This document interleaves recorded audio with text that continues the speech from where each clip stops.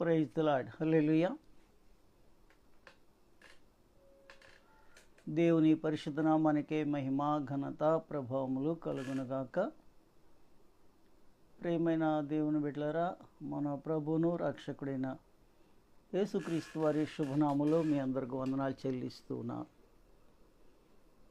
సమయంలో ఈ కార్యక్రమం చూస్తున్న ప్రియులందరికీ కూడా ప్రభు పేరిట శుభాభివందనాలు. ఈరోజు పరిశుద్ధ గ్రంథంలో నుండి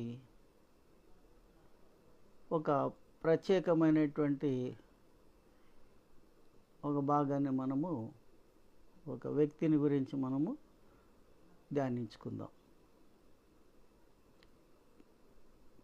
చిన్న ప్రార్థన చేసుకుందాం. దానికి పరిశుద్ధుడ ప్రేమమేడ మీ స్తోత్రాలు. ఈరోజు ప్రభా ఈ వాక్య ధ్యానంలో ఉన్నటువంటి అంశాలను బయలుపరిచి అందరితో మీరు స్పష్టంగా మాట్లాడుతున్నట్టు మీ దాసుని పక్షం నిలబెట్టండి. యేసు నామములో ప్రార్థిస్తున్నాను తండ్రి. ఆమేన్, ఆమేన్, ఆమేన్. హల్లెలూయా. చూడండి ప్రియ దేవుని బిడ్డలారా, ఈరోజు మనం ధ్యానిస్తున్నటువంటి వ్యక్తి ఎవరయ్యా అంటే పరిసయ్యుడు అనేటువంటి ఒక వ్యక్తిని మనము ధ్యానిస్తున్నాము. ఈ పరిసయ్యుడు అనేటువంటి పదానికి మూల భాష వేరుపరచబడినవాడు లేదా ప్రత్యేకించబడినవాడు. ఈ మాటల్లో ఉన్నటువంటి దాన్ని మనం గమనిస్తే మోషే ధర్మశాస్త్రంలో అక్షరాల పాటిస్తామని ప్రతిజ్ఞ చేసిన వారు పరిసయ్యులు. మోషే ఇచ్చినటువంటి ధర్మశాస్త్రంలో ఉన్నటువంటి సత్యాన్ని ప్రతిదీ కూడా తూచా తప్పకుండా మేము పాటిస్తాము, దాన్ని మేము చేస్తాము అని వారి యొక్క వర్గంలో వారికి ఉన్నటువంటి ప్రగాఢమైనటువంటి నమ్మకము, విశ్వాసం. అయితే ఈ పరిసయ్యుల గురించి ఒక మాట మనం ధ్యానించినప్పుడు ప్రియ దేవుని బిడ్డలారా, కాబట్టి వారు సమస్తాన్ని అనుసరిస్తున్నామని జనులకు తెలియజేయాలని చాలా ప్రయత్నాలు చేసేవారు. ఈ పరిసయ్యులు అనబడినటువంటి వారు దేవుని చిత్త ప్రకారంగా మోషేకి అనుగ్రహించబడినటువంటి ధర్మశాస్త్రంలో ఏవేవైతే దేవుడు ఆజ్ఞాపించాడో వాటన్నిటిని మేము తూచా తప్పకుండా చేస్తూ ఉంటాము. కనుక ఆ యొక్క భాగ్యము, ధన్యత మాకు మాత్రమే చెందుతుందని వారిగా అతిశయపడేటువంటి వర్గము ఎవరు? ఈ పరిసయ్యులు అనబడినటువంటి వారు.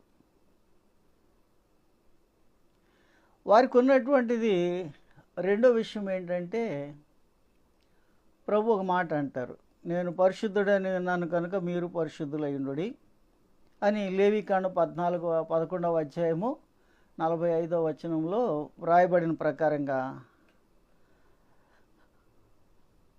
వాళ్ళు మేము కూడా దేవుని యొక్క చిత్త ప్రకారంగా నడుస్తున్నాము, మేము కూడా పరిశుద్ధులమే, మేము కూడా చాలా పరిశుద్ధులమే.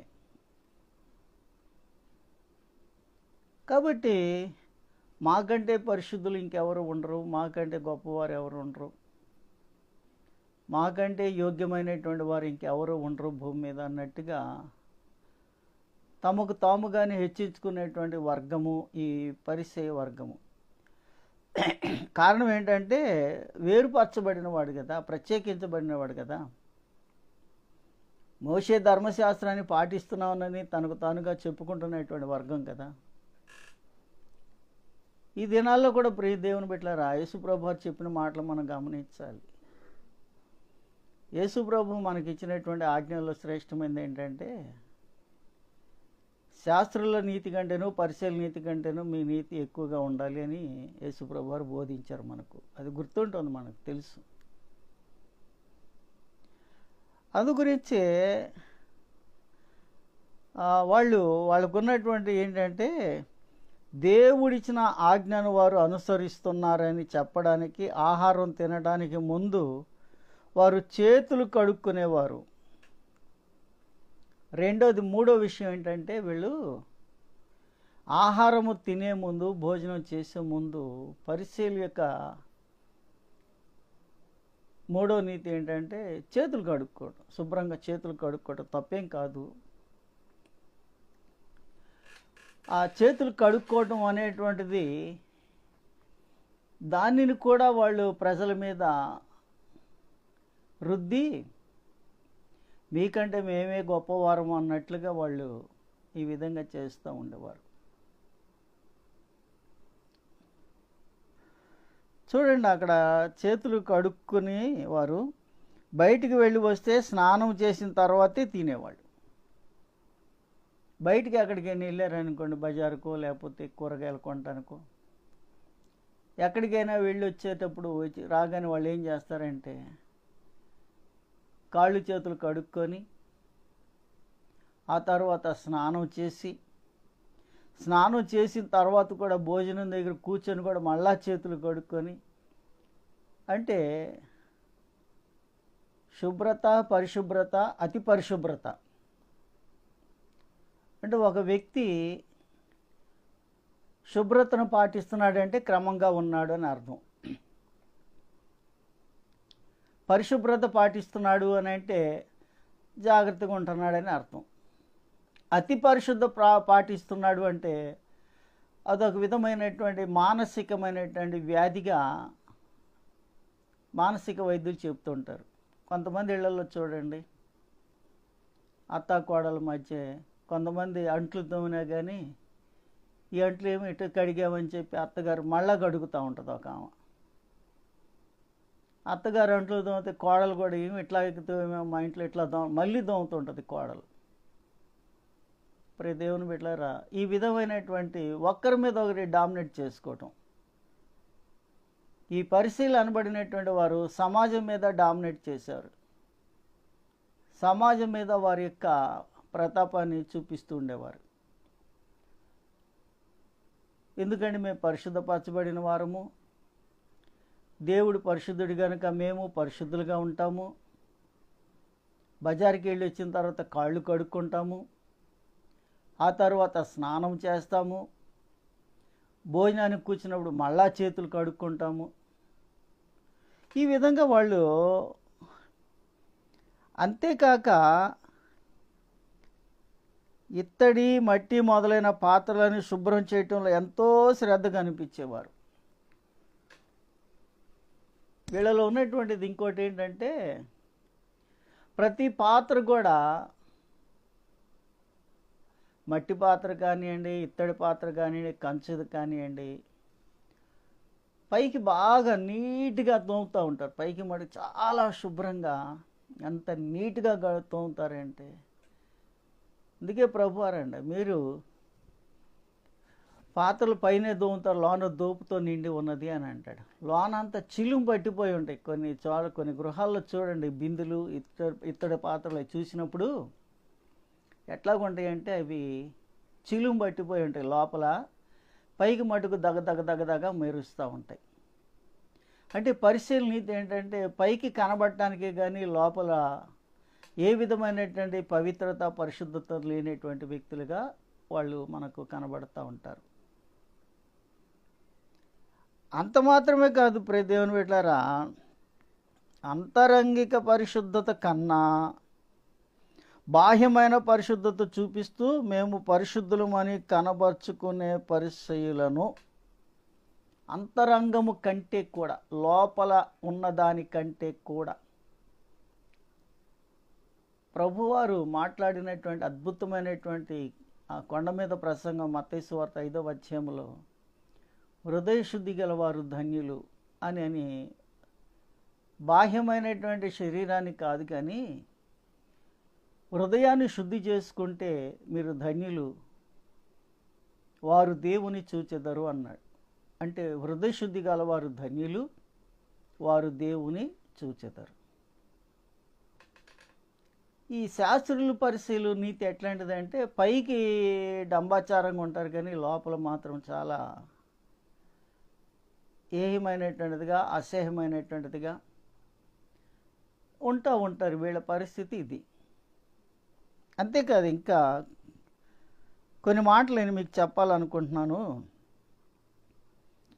అంతేకాదు, కనుపరుచుకునే పరిచయలు ప్రభు అన్నాడు సున్నం కొట్టిన సమాధులు అని పిలిచాడు. మత్తయి సువార్త 23వ అధ్యాయము 7వ వచనంలో. వీళ్ళని ఏమన్నాడంటే మళ్ళీ సున్నం కొట్టిన సమాధులు అని అన్నాడు. అంటే ఈ రోజుల్లో కూడా చూడండి ప్రియ దేవుని బిడ్డలారా, సమాధులను కూడా ఎంతో చక్కగా అలంకరిస్తూ ఉంటారు. పైన ఆ వ్యక్తి ఎట్లా బ్రతికాడా, ఆ చనిపోయిన సమాధిలో ఉన్నటువంటి వ్యక్తి యొక్క క్యారెక్టర్ ఏంటి, తన పరిస్థితి ఏమిటి అనేది పక్కన పడేసి వారికి ఉన్నటువంటి బంధువర్గము, వారికి ఉన్నటువంటి ధనము, పరిస్థితులను బట్టి వాళ్ళు ఏం చేస్తారంటే ఈ సమాధుల్ని చక్కగా అలంకరించి, చక్కగా మంచి విలువైనటువంటి రాతి కట్టడాలతో అలంకరించి అబ్బురిపోయేలాగా అలంకరిస్తూ ఉంటారు. కాబట్టి వాళ్ళని శాస్త్రులు పరిచయలు కూడా వాళ్ళ పరిస్థితి ఏంటంటే సున్నం కొట్టే సమాధులు అన్నాడు పరిచయలను. యేసుప్రభు వారు చెప్పిన మాట ఇది. అంత మాత్రమే కాదు, యెహోవా ధర్మశాస్త్రం మీ నోట ఉండునట్లు బలమైన చేతితో యెహోవా ఐగుప్తులను నిన్ను బయటికి రప్పించిన ననుటకు ఈ ఆచారము నీ చేతి మీదను సూచనగా నీ కన్నుల మధ్యను జ్ఞాపకార్థముగా ఉండును అని అన్నాడు. మా నిర్గమకాండ 13వ అధ్యాయము 9వ.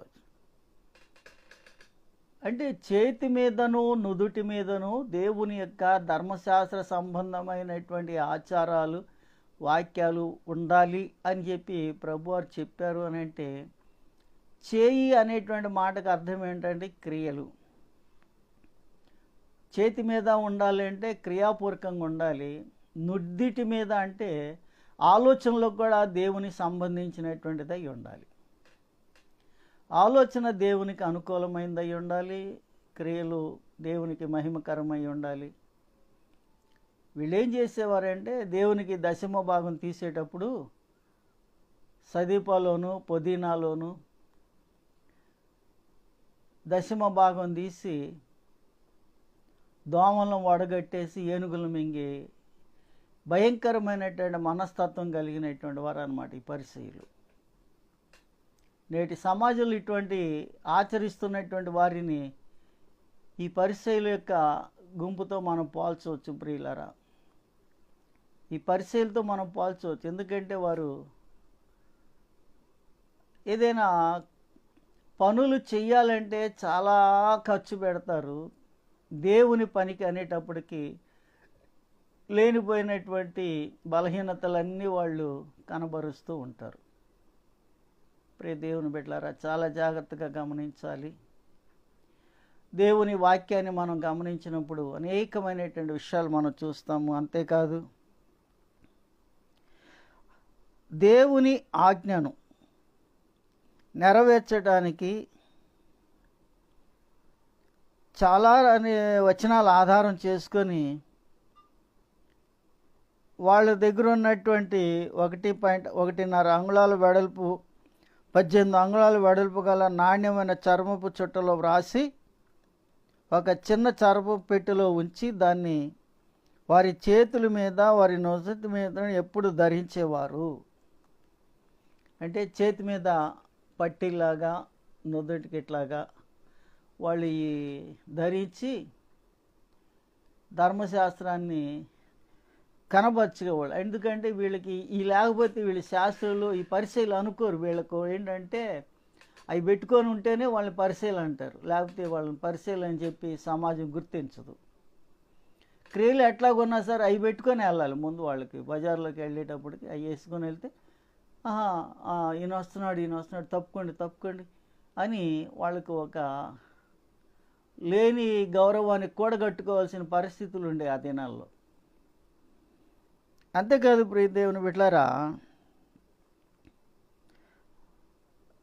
సాధారణంగా ప్రార్థన చేసే సమయంలో వాటిని పురుషులు ధరించేవారు. తక్కిన వారు తమ చూడాలని రక్షరేఖలు వెడల్పుగాను తమ చెంగులు పెద్దవిగాను చేసుకొని దీన ప్రార్థన చేస్తూ ఉండేవారు.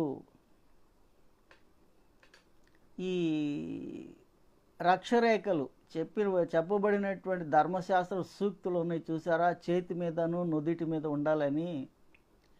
వాళ్ళు ఏం చేసేవారంటే రక్షరేఖలు పెద్దవిగా వచ్చే వాళ్ళకి కనబడాలని, వాళ్ళ చెంగులు పెద్దవిగా, వారికి ఉన్నటువంటి అంగీలు పెద్దవిగా చేసి, అందరికంటే నేను పెద్ద పాస్టర్ గారిని, సమాజంలో అందరికంటే నేను చాలా గొప్పవాడిని, నేను ఎంత గొప్పవాడినో వీళ్ళందరూ ఆ దేవాలయంలో ఎంటర్ అవగానే ఇంకా ప్రార్థనలు మొదలు పెడతారు. జనాన్ని చూసి ప్రార్థనలు మొదలు పెడతారు. దీన ప్రార్థనలు, మామూలు ప్రార్థనలు కాదు వీళ్ళు చేసేది. ఎవరు? ఈ పరిసయ్యులండి. ఈ పరిసయ్యుల యొక్క ధోరణి చాలా బాధాకరం అనిపించింది యేసుప్రభు వారికి. ఆ దినాల్లో వీళ్ళు చూసి వీళ్ళు ఇట్లా చేసి సమాజంలో వీళ్ళు ఏమి సందేశం అందిస్తూ ఉన్నారు, సమాజంలో ఉన్నటువంటి ప్రజలకు ఏ విధమైనటువంటి మంచి నేర్పిస్తున్నారు అనేటువంటి ఒక భావన మన ప్రభు వారికి కలిగి వారిని ఈ విధంగా గద్దించాడు. సున్నపు కొట్టిన సమాధులు అని అన్నాడు. చూడండి, అంతేకాదు ఇంకా చాలా ఉన్నాయి ప్రియ దేవుని బిడ్డలారా. వారు పురుషుల వలె ధరించి తక్కిన వారు తమ చూడాలని రక్షరేఖలు వెడల్పుగాను తమ చెంగులు పెద్దవిగా చేసుకొని తీవ్రంగా విమర్శించే దీన ప్రార్థన చేసేవారు. పరిసయ్యులు విధవరాండ్ర ఇళ్లలో దోచుకుంటారని ప్రభు అని చాలా తీవ్రంగా విమర్శించారు. వీళ్ళు ఏం చేసేవారంటే విధవరాళ్ళ ఇళ్లలోకి వెళ్ళేసి వాళ్ళలో ఏదో ఉన్నటువంటి బలహీనతలు వీళ్ళు సొమ్ము చేసుకుంటూ ఉండేవారు. దీన ప్రార్థనలు, నీకోసం నేను చాలాసేపు ప్రార్థన చేస్తాను, నీకోసం నేను చాలాసేపు ప్రార్థన చేస్తాను, దీనంగా ప్రార్థన చేస్తాను. దీనం అంటే చూసారా, అసలు పాపం ఇంత దీనంగా ఉన్నాడు ఈ పరిసయ్యుడు. మనమంటే, మన సమాజం అంటే, మన కుటుంబం అంటే ఎంత భారంగా ప్రార్థన చేస్తున్నాడు అని సమాజం అబ్బురుపోయే విధంగా సమాజం చూసి ఈ పరిసయ్యులను ఇంకా గౌరవం నుంచి అతి గౌరవానికి వెళ్ళే ధోరణిలో ప్రార్థన చేసేవాళ్ళు వీళ్ళు. అంతేకాదు ప్రతి తీవ్రంగా విమర్శించేవారు. ఎవరిని? ప్రభువారు వారిని చాలా తీవ్రంగా విమర్శించాడు. తులసి, పునాది, సొంపు, జీలకర్ర మొదలగు వాటిలో దశంభాగాలు, ప్రగల్భాలు పలుకుతున్న పరిసయ్యులు న్యాయము, కటాక్షము, నమ్మకత్వాన్ని వదిలేశారు. దశమ భాగాలు ఎవరైనా ఇస్తే, ఎవరైనా కొంచెం అధికమైనటువంటి ఆఫరింగ్స్, కానుకలు లాంటివి ఇస్తే ఏదైనా వాటిని తీసుకొని ఈ వ్యక్తి చాలా గొప్పవాడు, ఆ వ్యక్తి చాలా గొప్పవాడు. రోజుల్లో చూడండి ప్రియ దేవుని బిడ్డలారా, విశ్వాసులకు కూడా మందిరానికి ఒక ఫ్యాన్ కానీ ఒక లైట్ కానీ ఇస్తే వాళ్ళ పేరు ఖచ్చితంగా వేయించుకుంటున్నారు. నేను సేవకు వచ్చిన పూర్వం చూస్తే ప్రతి మందిరంలో ఎవరైనా ఫ్యాన్ ఇస్తే 3 రెక్కలు ఉంటే 3 పేర్లు ఉండేవి. అలాగే ఈ పరిసయ్యులు, శాస్త్రులు కూడా అట్లాంటి వాళ్ళేనమాట ఆ రోజుల్లో. ఈరోజు దైవ సేవకులు కూడా ఎవరైనా కానుకలు చదువుతూ ఉంటారు కొంతమంది. పలానా వారు 1016 ఇచ్చారు, పలానా వారు అర్ధ 116 ఇచ్చారు, పలానా వారు 116 ఇచ్చారు, ఈ నెల దశమ భాగం, ఈ వారం దశమ భాగం అని ఏలం పాట పాడినట్టుగా పాట పాడుతూ ఉంటారు కొంతమంది. ఎందుకంటే ఈమె 116 ఇస్తే చదివారు, రేపు వచ్చే నెల నేను 1116 ఇవ్వాలనేటువంటిది. కానీ ఇక్కడ విషయం ఏంటంటే దశమ భాగం అనేటువంటిది వారి సంపాదనలో, వారి కష్టంలో, వాళ్ళ రాబడిలో ఖచ్చితంగా నిక్కచ్చిగా తేవలసింది. ఈ పరిశీలు అనేటువంటి వాళ్ళు ఇచ్చేటువంటి దశమ భాగంలో వీళ్ళు తీసుకొని వీళ్ళు పుదీనాలోను, జీలకర్రలోను, సోపులోను ఇందులో దశమ భాగాలు తీసి దేవుని సమర్పించేవాళ్ళు. చూసాం, మేము కూడా దశమ భాగం తీస్తాం. చాలామంది ప్రతి దేవుని బిడ్డలారా ఉద్యోగాలు చేసుకుంటూ సేవకులు చాలామంది నా ఉద్యోగంలో దశమ భాగం నేను తీస్తాను అంటాడు. ఓకే, ఆ దశమ భాగం ఎవరికి ఇస్తున్నావు? ఆ దశమ భాగం ద్వారా ఏదైనా సేవకుడు పోషించబడుతున్నాడా అంటే దాన్ని మళ్ళీ కవర్ చేస్తాడు. నేను దశమ భాగం తీసి పరిచర్యకి అంతా ఖర్చు పెట్టేస్తున్నాను, ఈ పరిచర్య కోసమే నేను దశమ భాగం తీస్తున్నాను అంటాడు. నువ్వు తీసిన దశమ భాగము పరిచర్యకి ఖర్చు పెట్టి మరి సంఘంలో ఇచ్చేటువంటి దశమ భాగం తీసుకొని అది తీసుకొని ఇది తీసుకొని విశ్వాసులు ఇచ్చే దశమ భాగం సేవకునికి చెందాలి, దేవుని పేరట ఇచ్చేది. మరి నువ్వు తీసిన ఉద్యోగంలో తీసిన దశమ భాగం ఏ సేవకుడికి ఇస్తున్నాడు? నువ్వే ఉద్యోగస్తుడివి, నువ్వే సేవకుడివి, నువ్వే పరిచయుడివి, నువ్వే విశ్వాసివి. అన్ని పాత్రలు ఒకటే పోషిస్తూ ఉంటే ఎట్లాగా? అంతేకాదు ప్రియులారా, ఇక్కడ ఒక విషయం ఏంటంటే తామే గుడ్డివారయ్యుండి త్రోవ చూపుతున్నారని ప్రభువు సూచించాడు. తమ కపట భక్తిని బట్టబయలు చేసిన ప్రభువారు అత్యధికంగా ద్వేషించిన వారు. అందుకే ప్రభువును సిలువ వేయడానికి పరిశీలు పూనుకున్నారు. హల్లెలూయా. ప్రభువాన్ని సిలువ వేయటానికి శాస్త్రులు పరిశీలు యొక్క ఉద్దేశం ఏమిటంటే వీళ్ళు చేసే ప్రతి పనికి కూడా యేసు ప్రభువారు ఖండిస్తూ వచ్చారు. ఖండిస్తూ వస్తే సమాజంలో వీరికి ఉన్నటువంటి విలువ, గౌరవము. కాబట్టి ప్రియ దేవుని బిడ్డలారా, యేసు ప్రభువాన్ని సమాధి వేయటానికి గల సిలువ వేయటానికి గల మూలమైనటువంటి కారణం ఏంటంటే యేసు ప్రభువారిని మరి సిలువ వేస్తే కనుక సమాజంలో వాళ్ళకి విలువ ఉంటుంది, సిలువ వేయకపోతే మనకున్నటువంటి విలువ పడిపోతుంది అని చంపించాలి. ఏదో ఒక రకంగా యేసు ప్రభువుని చంపాలి. కాబట్టి ఈ పరిసయ్యులు అనేటువంటి వారు చాలా సమాజంలో ఆ దినాల్లో ప్రమాదకారులుగా ఉన్నారు ప్రియులారా. వాళ్ళు చెప్పుకునేది ఏంటంటే మేము పరిశుద్ధులము, దేవుడు పరిశుద్ధుడు కనుక మేము కూడా పరిశుద్ధంగా ఉంటున్నాము అని చెప్పుకునేటువంటి వాళ్ళు. కాబట్టి ఈనాటి క్రొత్త నిబంధన క్రైస్తవ్యము శాస్త్రులు పరిచయులు నీతి కంటే కూడా మన నీతి ఎక్కువగా కావాలని ప్రభు కోరుకుంటున్నాడు. దశమ భాగం తీయటంలో కానివ్వండి, ఆత్మీయ జీవితంలో కానివ్వండి, శాస్త్రులు పరిచయుల వల్ల పైన దోముకొని లోపల దోపు పెట్టుకునేటువంటి పరిస్థితులు ప్రభువుకి ఇష్టం ఉండవు. ఏదైనా విషయం ఉంటే యథార్థంగా మాట్లాడటం కానీ, ఏదైనా కార్యక్రమాలు ఉంటే ప్రభువుకు మన సంపాదనలో దశమ భాగం యథార్థంగా తీసి దేవుని పనికి నేను తీస్తున్నటువంటి దశమ భాగం దేవుని పనికి ఉపయోగకరంగా ఉంటుందనేటువంటి ఆలోచనతో మనం ఎప్పుడైతే చేస్తాం ప్రియులరా, దేవుడు అత్యధికమైనటువంటి కృపలో మనల్ని ఆశీర్దిస్తాడు. కాబట్టి శాస్త్రాలు పరిశీలన నీతి కంటే కూడా మన నీతి అధికమవునట్లుగా ప్రభు సన్నిధిలో ప్రార్థిద్దాం. దేవుడి మాటలు దీవించును గాక.